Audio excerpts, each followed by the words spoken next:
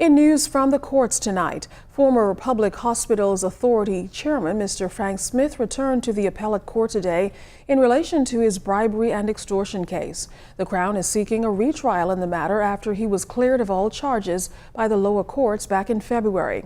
Vern Carey has more.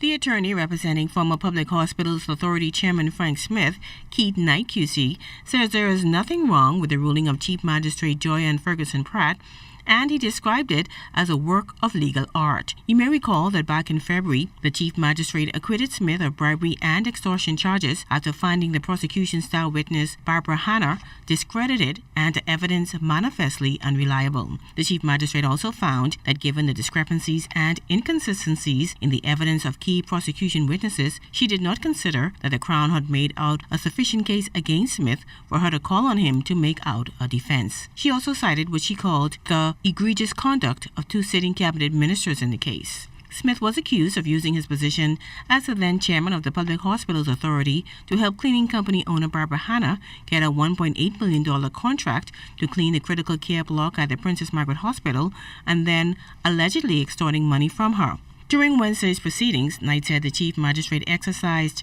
great care in coming to her decision and ought to be congratulated. He noted that under the circumstances, the appellate court can defer to that ruling unless there is something wrong with it.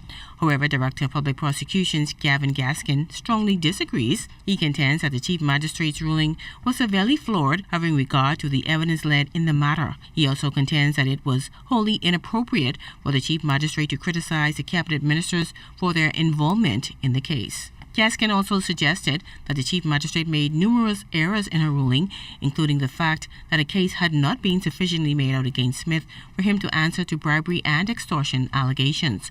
And he also criticized her findings about the evidence in the case and the witnesses. Justices of Appeal John Isaacs, Stella Crane Scott, and Roy Jones will have the final say on the matter. Vern Carey, ZNS Network News.